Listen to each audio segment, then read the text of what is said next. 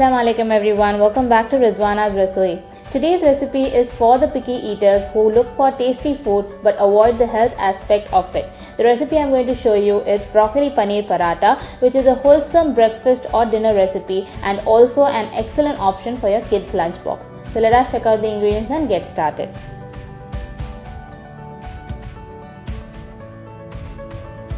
So first I'm going to prepare the dough for our paratha. So here I have taken around 300 grams of wheat flour. This is the regular wheat flour that we use for making chapatis. To that I am going to add 2 tablespoons of oil.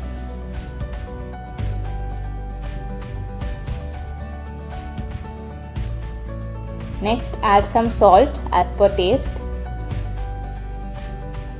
Now mix all the ingredients and combine them before adding water. Add water little by little. Knead it into a nice and soft dough. Our dough for the paratha is ready. You can see it's nice and soft. I am now going to rest this for a minimum of 20 minutes and go on to prepare the stuffing. Let us now move on to make the stuffing. So here I have taken 250 grams of broccoli which I have washed well in salt water. In a mixer jar, I am going to add the broccoli florets, 4 to 5 green chilies. You can adjust this as per your taste. Next I am adding 6 cloves of garlic. Garlic gives a very nice flavor to the paratha. Next add 1 teaspoon of cumin seeds and grind it into a coarse mixture. Here you can see that the mixture is nice and coarse. Do not add water and make it into a paste. So here our broccoli mixture is ready. We can now move on to prepare the stuffing.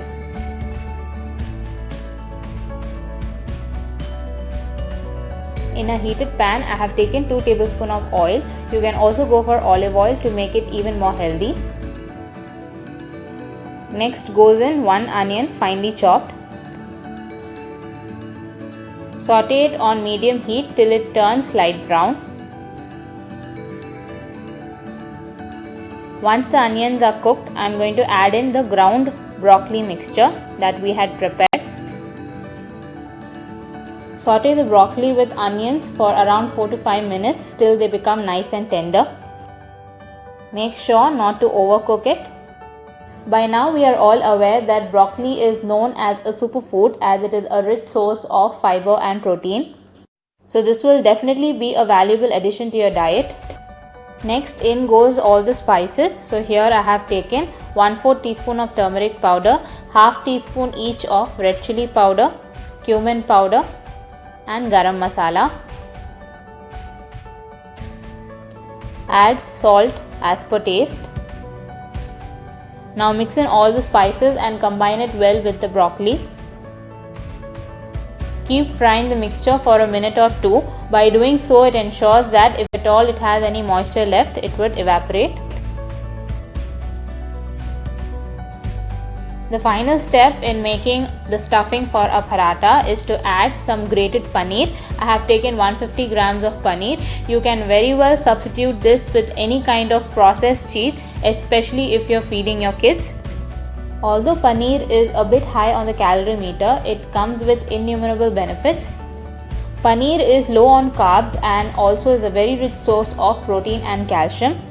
For vegetarians and those who do not eat meat, paneer should definitely be a part of their diet. It is found useful for kids to build their body metabolism and improve immune system. So the stuffing for a paratha is ready.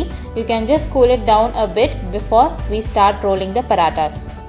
The dough has been resting for over 30 minutes now. I am just going to knead it once more. Divide the dough into small equal sized portions. As you can see, you can make 5 parathas from the quantity given. I am now going to start rolling the parathas. Take a ball of dough.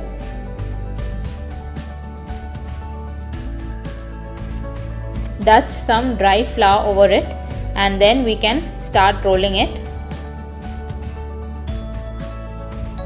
Roll it into a small size chapati so that we can place the stuffing at the center.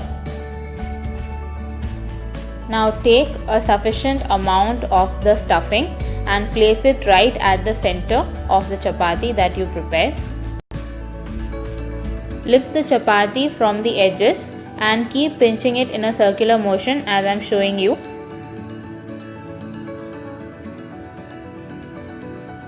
Once this is done, just remove the excess dough from its center.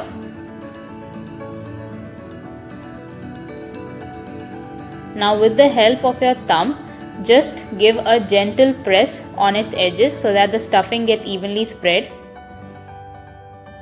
Pat it with your hands to give it a circular shape. Dust it with some dry flour again. You can now start rolling the paratha. Be very gentle and careful while doing so. Do not apply any pressure at all. Keep rotating it so that it maintains its circular shape.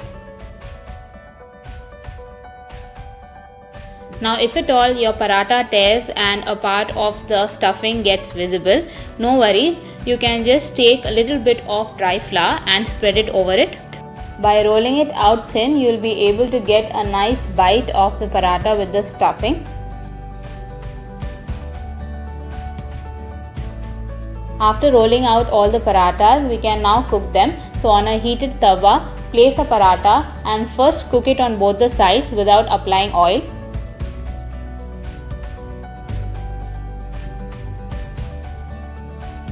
After it's cooked on both the sides, I am going to drizzle some oil. You can also use ghee or butter.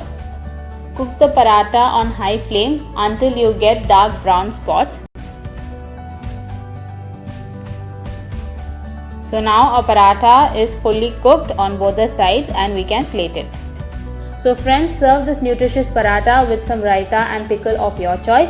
Do try this recipe and share your thoughts in the comment section below. Subscribe to my channel and click the bell icon for more such interesting recipes. Until we meet next time, it's bye from Rizwana's Rasoi. Thank you for watching.